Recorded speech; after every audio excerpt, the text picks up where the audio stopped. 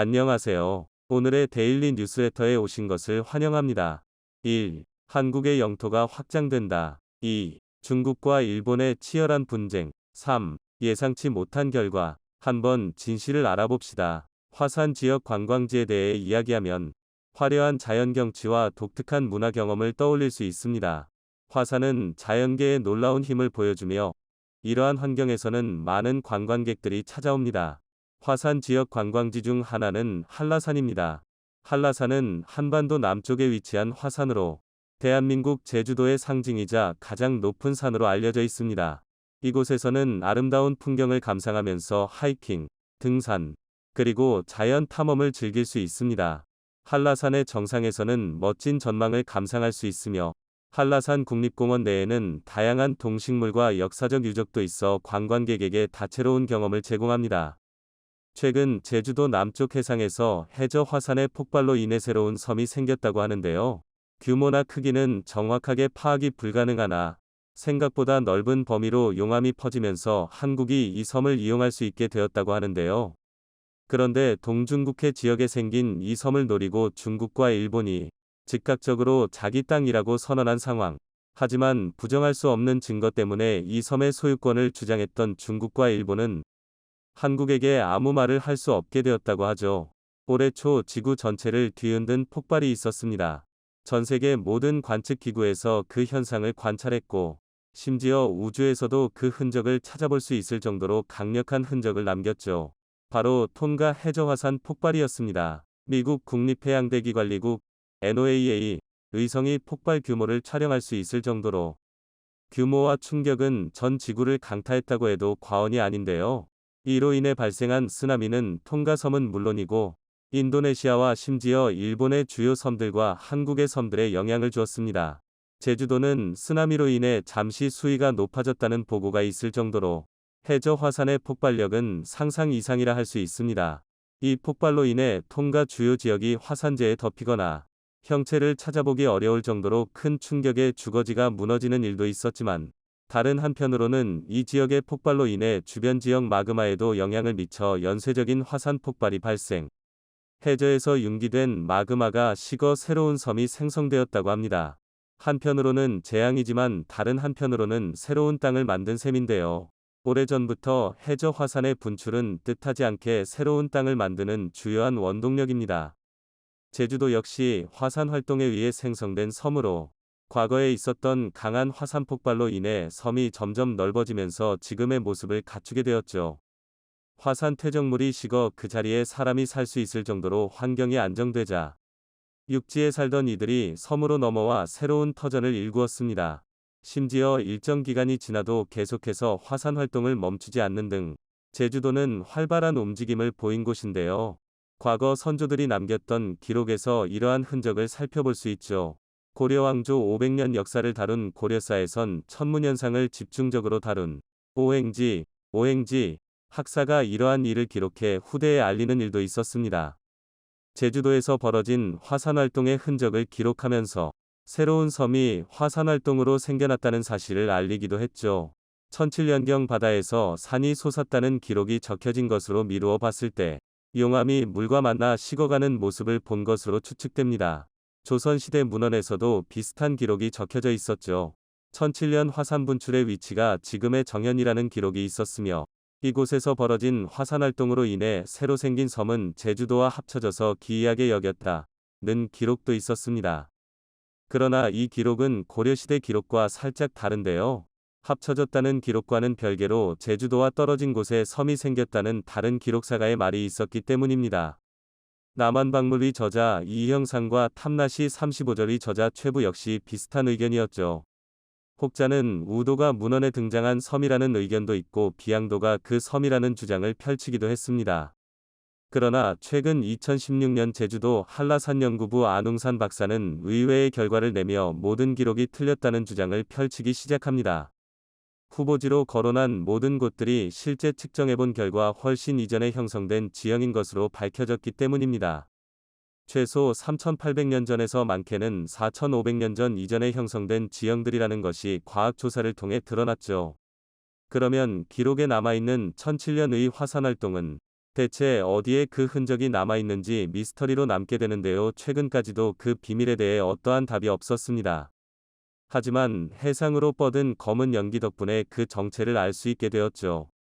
제주도 남쪽으로 200km 떨어진 곳에서 생겨난 새로운 섬이 바로 그 비밀의 섬이라는 사실이 드러났기 때문인데요. 그동안 바닷속에 묻혀 있었기에 아무도 진실을 몰랐던 것입니다. 제주도 남단에서 약 200km 떨어진 지점에서 발생한 검은 연기, 이 연기를 본 많은 이들은 충격에 빠질 수밖에 없었습니다. 바로 급격한 화산 활동으로 인한 검은 연기가 바다를 감쌌기 때문이죠. 부글부글 끓던 바다는 바닷물에 식혀져 기괴한 소리를 내며 평화로웠던 동중국해 바다는 이상한 현상의 소용돌이 한가운데 놓이게 되었습니다. 얼마 지나지 않아 폭발음과 함께 엄청난 양의 용암이 바다에 쏟아지면서 용암은 바닷물과 만나 빠르게 식었다고 하는데요. 동중국해 주변을 지나던 중국 어선이 이 사실을 보고 재빠르게 중국 정부에 신고했다고 합니다. 제주도 주민들 역시 이 현상을 관측하고 사람을 보내 사실 여부를 확인했다고 하는데요. 놀랍게도 제주도 남쪽에 있던 이름 모를 해저 화산에서 용암이 분출, 빠르게 식은 용암이 급격하게 영향력을 넓히며 새로운 섬이 생겨났다고 합니다. 지금도 뜨거운 열기가 섬 근처를 휘감고 있다고 하는데요. 가까이에 다가가지 못한 이들은 짙은 연기와 독한 냄새를 느낄 수 있었다고 합니다. 전형적인 유황 냄새의 흔적이라 볼 수 있는데요. 전문가들은 이 섬의 출현을 보고 과거 1007년에 기록된 현상이 2022년 제주도 남쪽 바닷가에 다시 나타난 것으로 바라봤습니다. 안웅산 박사는 과거 자신이 학술지에 발간한 자료를 인용해 제주도 하부 마그마 용융체가 존재한다는 것을 2014년도경에 발견했고, 탐지 결과 과거 한 차례 폭발의 흔적을 발견했다고 주장했습니다. 그는 과거의 폭발 흔적이 1007년에 벌어졌던 화산 폭발이고 2022년에 들어 또 한 번 마그마가 분출하면서 이번 해양 화산 분출은 지하 속 용융체가 밖으로 뿜어져 나온 것이라는 분석을 내놨죠. 상당한 용융체가 지하에 잠들어 있었기 때문에 이번 폭발로 인해 제주도 남쪽 동중국해 지역에 상당한 크기의 섬이 생겨날 것이라는 주장을 펼쳤습니다. 제주도가 생겨난 것처럼 새로운 섬은 어쩌면 제주도를 능가하는 크기로 성장할 수 있다고 바라본 것이죠. 새로 생긴 섬이 어떤 크기로, 어떤 형태로 바뀔지는 모르겠으나 섬이 생겨난 위치가 공교롭게도 동중국해에 있기 때문에 한국은 뜻하지 않게 동중국해의 영토를 확보할 수 있게 되었습니다. 이어도와는 30-40km 정도밖에 떨어지지 않았기에 한국이 이 영토를 중심으로 다양한 탐사 활동은 물론이고 군사기지로 활용도 가능한 상황. 이미 이어도의 경우 과학기지를 세워 주변 탐사를 위한 전초기지로 사용하고 있기에 이 섬을 이용해 심도 깊은 동중국해 연구를 위한 기지로도 사용이 가능하죠. 하지만 동중국해에 새로운 섬이 생겨났다는 소식을 접한 중국과 일본에서 동시에 새로운 섬에 대한 권리 주장에 나섰다고 하는데요. 동중국해를 둘러싼 영토 분쟁에 한국도 발을 딛게 된 것입니다. 동중국해는 센카쿠 열도를 중심으로 이미 치열한 갈등이 벌어지고 있고, 패권을 잡기 위해 중국과 일본은 이 지역의 항모는 물론 해군 부대까지 배치하면서 주도권을 뺏기지 않기 위해 총력을 기울이고 있습니다. 중국의 국가해양국 소속 항공기가 센카쿠 열도를 침입해 자국 영토라고 주장하는 일은 심심치 않게 일어나고 있고, 일본도 거기에 맞서 항공자위대의 F-15 전투기를 중국의 방공식별구역에 출격하는 모습을 보였습니다. 동중국해에는 천연가스 전이 잠들어 있죠. 천연가스의 총 매장량은 확인이 불가능하나 에너지 대란을 겪고 있는 현 상황에서 해저에 잠들어 있는 대량의 천연가스 매장량은 누구라도 탐낼 만한 자원이죠. 2010년대에는 중국이 일본 몰래 천연가스 전 주변에 시추 구조물을 설치, 몰래 가스를 캐려는 행보를 보이며 일본을 자극한 적이 있었습니다. 당연히 일본은 중첩된 지역에 위치한 가스전을 당장 철거할 것을 주문하면서 충돌 직전까지 흘러갔죠. 그런데 이 다툼에 한국이 영토를 확장하며 동중국해 권리 주장을 할 수 있게 된 것입니다. 이어도 해안과 기지도 중국은 자신의 것이라고 주장하는 마당에 남쪽 바다에 생긴 섬은 중국과 일본 모두 눈엣 가시로 여겼습니다. 중국 외교부는 동중국해 일대는 중국의 관할하에 있기에 이 섬의 주인은 당연히 중국 정부라고 주장하며 제주도와 가까운 섬이라고 해서 이 섬이 꼭 한국의 소유라고 보긴 어렵다고 어깃장을 놓았죠. 일본 외교부는 중국 외교부의 주장에 단호히 반대하며 동중국해 관할과 관련 센카쿠 열도를 비롯해 넓은 영역을 일본이 지배하고 있으며 이 섬의 주인은 고려할 필요 없이 일본이라고 주장한 것입니다. 하지만 두 국가의 주장은 한국 입장에서는 코웃음도 나오지 않는 주장입니다. 무엇보다 제주도와 멀리 떨어지지 않은 곳에 위치한 곳에서 생긴 섬이기에 근거리에 있는 한국이 당연히 지배 우선권이 있을 뿐더러 근처에 위치한 이어도 해안과 기지와 멀리 떨어진 거리가 아니기 때문에 당연히 이 땅은 27 한국의 소유입니다. 그리고 이어도 주변 지형은 이미 일찍이 화산지대임이 밝혀졌고 제주도에서 이어진 화산지대에 포함된 지형이라는 것이 연구를 통해 밝혀졌습니다. 다시 말해 같은 논리로 제주도 용암지대와 연결된 새로 생긴 섬은 한국의 영토라 볼 수 있는 강력한 증거입니다. 역사적인 기록도 남겨져 있기에 이 섬의 주인은 한국의 것이라고 당당하게 주장할 수 있는 상황. 중국과 일본은 그 이후 어떠한 주장도 꺼내지 않고 침묵을 지키고 있습니다. 새롭게 생겨난 섬 덕분에 천연가스 전에도 한국이 발을 디딜 수 있게 되어 그동안 분쟁에서 거리를 두었던 한국은 동중국해 분쟁의 강력한 경쟁자로 발돋움하게 되었습니다. 삼성과 TSMC 간 반도체 전쟁이 치열하게 전개되고 있습니다. 반도체 전쟁의 핵심 키워드는 역시 수율입니다. 반도체의 수율은 웨이퍼 한 장에 설계된 칩의 최대 개수 대비 생산된 양품 칩의 수를 백분율로 나타낸 수치를 뜻합니다. 높은 수율을 얻기 위해서는 공정 장비의 정확도와 클린룸의 청정도, 공정 조건 등 여러 제반 사항이 뒷받침돼야 합니다. 수율이 중요한 이유는 업체 간 기술력의 간격이 빠르게 좁혀지고 원자재 값은 상승하는 상황에서 투입한 원재료 대비 높은 산출량이 나오는 업체가 살아남을 수 있기 때문입니다. 또한 수율은 그 회사의 기술력을 평가하는 척도입니다. 그런데 최근 삼성전자와 TSMC의 수율이 공개되자 시장은 놀랍다는 반응을 보였습니다. 먼저 삼성은 차세대 제품인 3나노미터에서 수율이 최대 70%에 달한다고 밝혔습니다. 삼성전자가 최근 발표한 새로운 보고서에 세계 반도체 업계의 시선이 쏠렸는데요. 업계에 따르면 삼성전자는 최근 자사 기술 전문 블로그에서 3나노미터 수율은 최대 70%에 달하며 4나노미터 공정의 수율은 5나노미터 공정과 비슷해질 정도로 안정화되었다는 입장을 공식적으로 밝혔습니다. 삼성이 이처럼 자신들의 반도체 공정 수율 상황을 외부에 공개한 것은 이례적이라는 평가입니다. 삼성전자는 지난해 세계 최초로 3나노미터 양산도 시작했지만 현재 주력 생산 공정은 4나노미터입니다. 2021년 처음 선보인 삼성전자 4나노미터 초기 버전은 상용화 이후 수율 관리에 큰 어려움을 겪었는데요. 이는 최대 고객사였던 미국 퀄컴이 대만 TSMC로 이달하는 결과까지 초래했습니다. 삼성은 또 갤럭시 S22의 자사의 모바일 애플리케이션 프로세서 반도체 엑시노스 2200을 탑재하려 했지만 이 또한 수율 문제로 퀄컴의 스냅드래곤 8 반도체로 전량 교체되는 굴욕을 맛봤습니다. 하지만 올해 들어 4나노미터 수율이 정상 궤도에 진입하면서 생산 능력을 안정적으로 끌어올린 것으로 알려집니다. 업계에서는 라이벌 TSMC를 상당 부분 따라잡았다고 분석합니다. 수율의 안정화가 이뤄지면서 삼성전자는 굵직한 대형 고객사 재유치에도 성공하고 있는데요. 얼마 전 미국 AMD가 삼성 파운드리의 4나노미터 공정에서 차기 프로세서를 생산하기로 결정한 게 대표적인 사례입니다. 여기에 더해 삼성전자는 4나노미터 3세대 공정으로 구글의 스마트폰 픽셀 8위 텐서 3 칩을 위탁 생산할 것으로도 전해졌습니다. 삼성이 그간 수율 문제로 어려움을 겪자 경쟁자들은 차세대 반도체 제품 3나노미터 가도 삼성의 기술을 깎아내렸습니다. 삼성이 공정에서는 TSMC를 앞섰지만 수요자에게 공급할 수율이 낮아 시간이 더 걸릴 것이라며 삼성을 폄하했었는데요. 하지만 이런 억측을 잠재우듯 삼성이 자사 보고서를 통해 3나노미터 공정에서 수율이 70%에 달한다고 밝힘으로써 세간의 평가를 완전히 뒤집어 버렸습니다. 삼성은 이미 품질 검증을 위해 다양한 고객들에게 3나노미터 프로토타입을 보낸 것으로 알려졌는데요.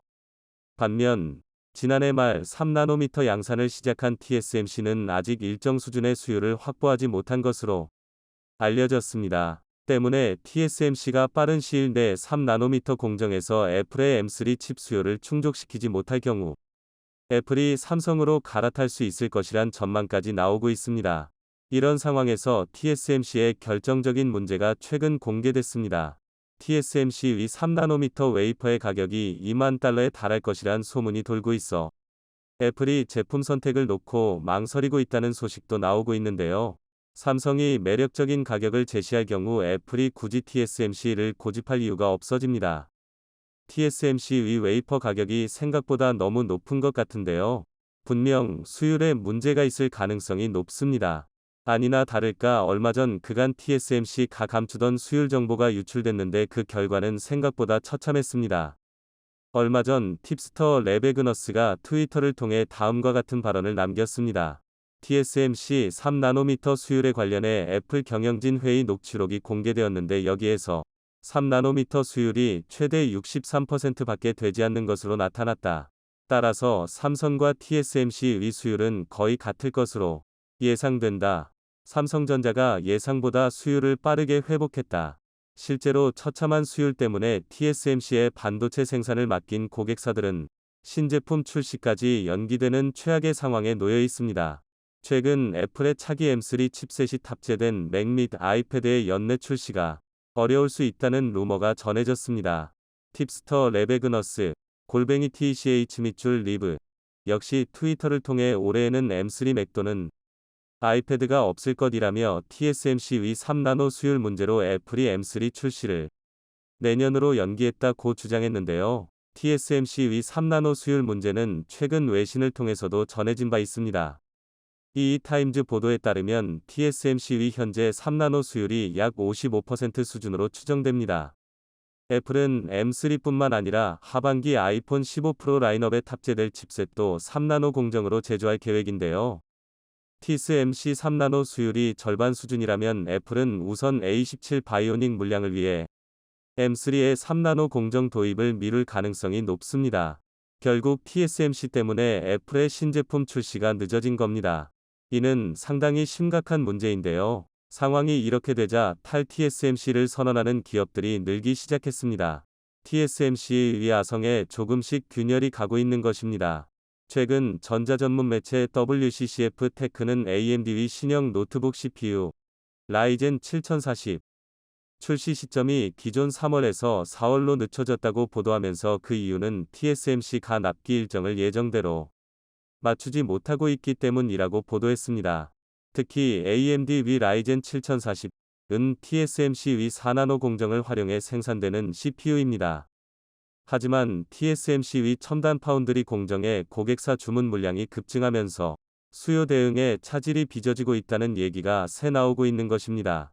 이렇게 되면 AMD에서 앞으로 출시하는 신형 반도체 출시 시기가 계속 늦춰질 가능성을 고려해 삼성전자의 4나노 파운드리를 활용할 것이라는 전망도 나오고 있습니다. AMD는 그동안 TSMC와 삼성전자 파운드리를 모두 활용해왔지만 4나노 등 첨단 공정을 활용하는 반도체는 TSMC에만 위탁 생산을 맡겨왔는데요. 하지만 고성능 CPU와 그래픽 처리 장치, 인공지능 반도체 등의 수요가 급증해 TSMC가 물량을 모두 소화하기 어려운 환경에 놓이게 되자 삼성전자가 중요한 대안으로 부각되고 있는 것입니다. 삼성이 이렇게 AMD와 퀄컴 등 대형 시스템 반도체 설계 기업을 첨단 파운드리 고객사로 확보한다면 다른 고객사들도 뒤를 따라 삼성전자의 시스템 반도체 위탁 생산을 맡길 가능성이 큽니다. 그런데 너무 오랫동안 1위 자리를 차지하며 갑질을 해온 탓인지 눈치가 없어진 걸까요? 이처럼 좋지 않은 상황에서도 TSMC는 미국의 심기를 거스르는 실수를 하고 맙니다. 가뜩이나 고객들이 삼성으로 이탈하고 있는 상황에서 미국 기업들에게 엄청난 가격 상승을 발표한 것입니다. 대만 디지타임스는 최근 TSMC가 미국산 반도체의 가격을 최대 30% 인상할 수 있다고 보도했습니다. TSMC에서 2024년 하반기 양산에 들어갈 예정인 미국 애리조나 공장의 생산을 앞두고 고객사와 협상을 시작했는데 최대 30%의 가격 인상을 고려하고 있다고 보도한 겁니다. IT 매체 돔스 하드웨어는 상당수 미국 팹리스 업체들이 TSMC와 가격 협상을 하고 있으며 일부는 비용 유연성을 높이기 위해 삼성전자로 주문을 돌리는 걸 고민 중이라고 보도했습니다. AMD, 퀄컴은 이미 삼성전자의 물량을 맡기는 방안을 검토하는 것으로 알려졌고, 엔비디아는 인텔 파운드리와 손을 잡는 걸 고려 중이라는 겁니다. 이처럼 TSMC의 가격 인상이 현실화하면 비용 부담을 느끼는 주요 고객사가 삼성전자 등으로 물량을 옮길 수 있습니다. 삼성전자로선 반격의 기회를 잡는 것이나 다름없습니다. TSMC의 이 같은 움직임은 바이든의 칩스법에 대항한 것입니다. 반도체를 반드시 미국에서 생산해야 한다면 미국에서 생산한 반도체는 비싸게 받겠다며 맞선 것입니다. 또한 미국 정부와 대립하기는 어렵지만 미국 기업들에게 가격을 올려받는 것은 상대적으로 쉽습니다. 사실 논리는 맞는데 시기가 영 좋지 않습니다. 실제로 칩스법은 삼성전자보다 TSMC에 상당히 불리하다는 분석입니다. 당장 삼성 입장에서는 TSMC 덕분에 손에 피 한 방울 묻히지 않고 가격 인상을 고려해 볼 수 있으며 경우에 따라 가격을 융통성 있게 조절해 TSMC의 고객을 가져올 수도 있기 때문입니다. 이런 분위기를 타 삼성은 벌써 시스템 반도체 수주 100조를 넘겼습니다. 4년 전 저희 채널 초창기 시절 삼성전자가 130조 원을 들여 시스템 반도체에 투자한다는 소식을 전해드린 적이 있습니다. 당시 삼성은 비전 2030 발표에서 반도체 분야에 133조 초대박 투자를 결정해 세계의 이목을 끌었습니다. 그런데 어느새 시스템 반도체 수주 100조를 넘긴 것입니다. 삼성이 경쟁업체들에 비해 유리한 또 한 가지 이유가 바로 압도적인 현금 자산입니다. 삼성의 현금은 현재 100조 원으로 알려져 있습니다. 경쟁자인 애플과 TSMC가 60조, 마이크론이 10조의 여윳돈을 갖고 있는 것으로 알려진 것을 보면 삼성의 100조 실타는 그야말로 대단한 우위라고 할 수 있습니다. 반도체 가격이 폭락하는 등 팍팍한 경영 환경에 봉착했는데도 불구하고 삼성이 대규모를 투자를 이어갈 수 있는 이유는 바로 이런 현금성 자산이 있기 때문입니다. 삼성전자는 올해도 설비 투자를 지난해 수준 즉 53조 원대로 이어갈 계획인데요. 미국 마이크론은 올해 설비 투자를 30% 이상 축소한다고 밝혔으며 TSMC도 올해 시설 투자액을 지난해 대비 최대 11.8% 줄인다고 발표한 것을 볼 때 지난해와 같은 수준을 유지할 수 있는 삼성의 저력은 대단한 것입니다. 바로 이러한 우위를 바탕으로 삼성은 머지않아 TSMC를 압도할 것으로 보입니다. 한국과 일본이 외나무 다리에서 만나 수십조 원이 걸린 한판 대결을 펼치게 되었습니다. 머나먼 타국, 캐나다의 잠수함 도입 사업을 두고 벌어진 한일전에 많은 이들의 관심이 쏠렸는데요. 승패의 향방에 대해 많은 이들이 궁금해하는 가운데 캐나다 장군의 입에서 놀라운 이야기가 쏟아졌다고 합니다. 캐나다 장군과 언론의 보도에 따르면 이번 잠수함 사업의 결과는 이미 결정된 것이나 다름없다고 하는데요. 600억 캐나다 달러, 하나로 약 60조 원, 캐나다 순찰 잠수함 프로젝트 CPSP 의 사업 규모로 예상되는 금액입니다. 최근 캐나다군은 노후화된 자국 잠수함을 대체하고 신형 잠수함 도입을 위한 사업을 추진 중인데요. 구체적인 잠수함 도입 숫자는 확정되진 않았지만 업계의 소문에 따르면 캐나다 정부는 3000T 이상의 재래식 잠수함 12척을 도입할 것으로 예상되고 있습니다. 캐나다의 2022년 국방비가 264억 달러인 걸 감안한다면 캐나다 정부 입장에서도 엄청난 비용을 투자하는 사업입니다. 캐나다에서 12척을 구입하는 게 확실하고 전체 사업 비용 중 3분의 1 정도가 잠수함 구입비로 사용되는 것을 감안하면 대략 한 척당 실제 구입 비용은 2조 원으로 예상되고 있습니다. 그런데 문제는 2조는 큰 금액이지만 최신형 잠수함을 구매하기에는 부족한 금액이라는 사실입니다. 미국 버지니아급, 프랑스 쉬프란급과 같은 최신형 잠수함은 한 척당 최소 3조 원을 뛰어넘는 가격을 자랑하죠. 따라서 최신형 못지않게 성능이 뛰어나면서 2조 원 가격을 맞출 수 있는 가성비 좋은 잠수함이 캐나다 입장에선 유일한 해답이라 할 수 있습니다. 문제는 이 조건을 맞출 수 있는 곳이 한정적이라는 점인데요. 때문에 까다로운 조건들을 모두 만족할 수 있는 한국이 최근 유력 협상 대상자로 거론되고 있습니다. 캐나다 주요 언론인 더 허브는 한국이 최적의 구매 후보자라 밝혔고 캐나다 군 관계자들 역시 한국을 주시하고 있다고 공개적으로 밝혔을 정도입니다. 문제는 한국만 유력 후보로 꼽힌 건 아니라는 점인데요. 일본 역시 캐나다의 잠수함 사업 유력 후보자로 올라가 있습니다. 일본이 개발한 타이게이급 잠수함도 조건에 아슬아슬하게 맞출 수 있는 잠수함이라 자연스럽게 한 일 잠수함이 후보에 올라간 것입니다.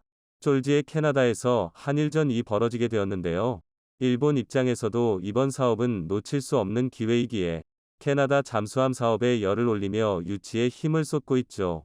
과거 2016년 호주 차세대 잠수함 사업에서 프랑스에 밀려 한 차례 고비를 마신 일본은 그 후로도 별다른 성과를 내지 못하다가 이번 캐나다 사업에서 한국을 상대로 수주 경쟁에서 이기겠다고 진심을 보인 것인데요. 일본을 이긴 한국이 유럽은 물론이고 중동 국가에서도 K방산 수출로 막대한 이득을 보는 걸 질투하던 일본은 이번 타이게이급 잠수함 수출에 전력을 다하고 있습니다. 그러나 안타깝게도 일본의 바람과는 달리 한국이 이번 경쟁에서 승리하는 것은 이미 기정사실이라고 합니다. 최근 캐나다 언론 인터뷰를 통해 한국으로 치우쳐진 캐나다 정부의 속내를 확인할 수 있었는데요. 캐나다 왕립 해군 사령관 앵거스 탑시 해군 중장은 캐나다 언론과의 인터뷰를 통해 캐나다 해군의 현실과 캐나다 정부에서 추진 중인 잠수함 사업이 어떻게 진행될 것인지에 대한 실마리를 밝혔습니다. 현재 캐나다는 1990년대 영국으로부터 수입한 빅토리아급 구형 잠수함 4척이 전부입니다. 탑시 중장은 작전 수행을 할 수 없을 정도로 낡은 구형 잠수함은 사실상 없는 것이나 마찬가지라고 말했습니다. 캐나다에서 직접 잠수함을 개발해 전력으로 삼는 것이 최선이지만 현실적으로 불가능하기에 차선책으로 잠수함 구입이 최선이라고 이야기했는데요. 탑시 중장은 대한민국과 같은 나라에서 앰퍼샌드 잠수함을 구입하는 것이 캐나다 해군의 조건을 만족할 수 있는 길이자 어쩌면 최선의 선택일 수 있다고 밝혔습니다. 게다가 탑시 중장은 대한민국이 만든 디젤 전기 추진 잠수함 KSS-3가 몇 달 동안 바다에 머물 수 있어 전략적으로 유용하다며 한국 잠수함에 대한 호평을 늘어놓았는데요. 한국 잠수함에 대해서는 구체적인 모델명을 언급하며 스펙에 대해서도 상세하게 설명했었던 반면 일본 타이게이급 잠수함에 대해선 명칭만 언급할 뿐 덧붙이는 말은 없었습니다. 캐나다 해군협회 네이블 어소시에이션 오브 캐나다에서 발간하는 잡지도 한국 KSS-3를 주목해야 한다고 말하며 캐나다에서는 한국 잠수함 수입에 대해 진지한 논의를 어느 정도 마친 모습이었습니다. 그런데 어째서 캐나다는 노골적으로 한국 잠수함을 언급하면서 일본 잠수함은 거론하지 않은 것일까요? 그 이유는 바로 일본 타이게이급 잠수함이 가진 치명적인 단점 때문입니다.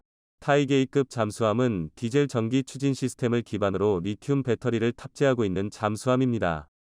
리튬 배터리는 아주 효율적으로 충전이 가능하여 충전 속도 면에서 탁월한 성능을 보여주어 잠항 시간을 대폭 늘리는 게 가능한데요. 문제는 일본이 리튬 배터리만을 믿고 잠항 시간을 늘려주는 별표 AIP를 빼버렸다는 것입니다. 그러나 한국의 KSS-3는 디젤 전기 추진에 더해 연료 전지를 사용하고 있으며 AIP 역시 빼놓지 않고 탑재하고 있습니다.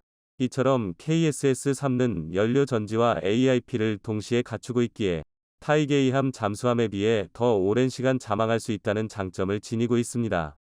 그리고 무엇보다 KSS-3 잠수함의 가장 강력한 장점은 바로 무장 능력인데요.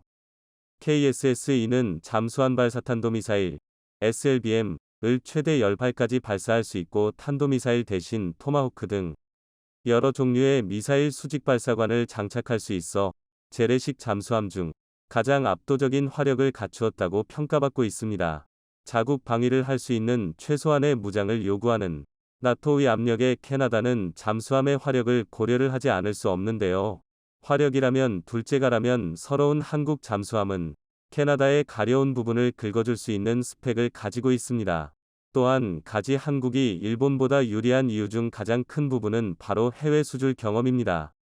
단연간의 해외 수출 경험과 증명된 성과로 세계에서 한국 잠수함은 명품 무기로 그 성능을 인정받고 있습니다. 이제까지 수출 기록이 없는 일본의 잠수함을 채택하는 것은 캐나다 입장에서는 큰 모험을 하는 것이나 다름없는 일이죠. 60조 원에 달하는 큰 사업을 벌이는 과정에서 오로지 일본 국내에서만 사용되어 왔던 타이게이급 잠수함을 캐나다 주력 잠수함으로 채용하는 것은 다소 무모한 일이라 할 수 있습니다. 자연스럽게 눈길은 검증이 완료된 명품 잠수함 KSS-3로 향할 수밖에 없는 상황이죠. 바로 잠수함 필요성을 공개적으로 언급한 캐나다 국방참모총장.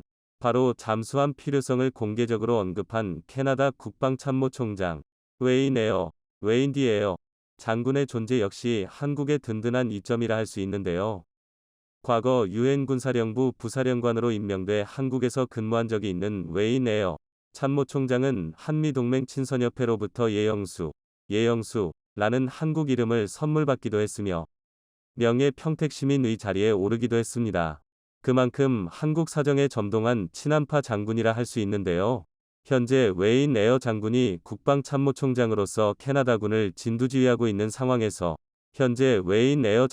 국방참모총장으로서 캐나다군을 진두지휘하고 있는 상황에서 한국 잠수함을 선택할 확률이 높은 것은 당연한 일입니다. 이뿐만 아니라 한국을 주요 파트너로 삼고 협력을 강화하려는 현 캐나다 정부의 정책 역시 한국에게 유리하게 작용할 것으로 기대되고 있습니다. 캐나다와 한국은 지난 4월 양국 간 비밀정보보호협정을 체결하고 정보보호협정을 통해 양국 간 방산협력 확대를 위한 법적 기반을 마련했습니다. 이번 보호협정은 매우 의미심장한 시기에 이뤄진 계약으로 보호협정 체결 덕분에 민간 계약자 도 정보교환 대상에 포함된 것인데요. 여기서 말하는 민간 계약자는 방산업체를 의미합니다. 캐나다의 경우 군사정보는 국방부가 담당하고 방산정보는 조달부가 관리해 방산협력을 위해선 비밀보호협정이 반드시 필요했던 상황이었습니다. 그런데 미중 대결이 점점 치열하게 전개되고 러시아를 상대로 미국 한국의 협력이 강화되는 가운데 캐나다와의 이번 비밀보호협정이 체결된 것이죠. 이것이 의미하는 것은 단 한 가지. 한국에서 수입하는 방산무기를 법적 문제 없이 수입할 수 있도록 사전 밀작업을 한 것이라 해석할 수 있습니다. 작년 12월 캐나다 국방부에서 K9 자주포 긴급 수입과 관련하여 대한민국 방산업계 관계자와 논의를 나누었다는 소식도 들린 만큼 비단 잠수함만이 아니라 폭넓은 방산 무기 수출이 가능할 것으로 보입니다. 수상할 정도로 적극적인 캐나다의 한국 사랑은 이뿐만이 아닌데요. 캐나다는 과거 한국전쟁 당시 캐나다가 유엔 평화유지군으로 참전했었던 것을 캐나다 전체 역사를 돌아봐도 매우 중요했던 사건이라고 언급했었습니다. 캐나다 국방부는 공식 성명을 통해 한국전쟁은 캐나다의 자랑스러운 군사 역사의 중요한 일부분이며 결코 잊지 않는다. 는 발언과 함께 캐나다 현대사에서 가장 중요한 이정표이며 한국만큼 캐나다도 매년 이를 기념하고 있다. 는 말을 하기도 했습니다. 또한 캐나다는 작년 회토류 핵심 광물 공급망에 대해 양국 간 협력을 강조하며 한국-캐나다 협력 양해각서 MOU를 체결한 바 있는데요. 첨단 산업에 있어 반드시 필요한 광물인 히토류 개발과 관련 캐나다가 보유한 리튬 및 코발트 같은 광물을 한국에게 선뜻 제공하겠다고 한 것이죠. 중국 의존도가 높은 회토류 수입처가 늘어났다는 차원의 문제가 아니라 한국을 배신하지 않고 안정적으로 광물을 공급할 수 있는 우방이 생겼다는 차원에서 굉장히 중요한 양해각서 체결이었습니다. 한국의 전기차 기술과 광물 재련 기술을 필요로 한 캐나다의 제안은 한국 입장에서도 마다할 이유가 없는 상황. 공급처 확보를 위해 세계 곳곳을 뛰어다니는 한국 기업 입장에서 캐나다의 제안은 가뭄의 단비와 같은 일이었습니다. 경제는 물론이고 군사 및 정치적 협력에 이르기까지 한국과 캐나다의 사이는 그 어느 때보다도 가까워지는 가운데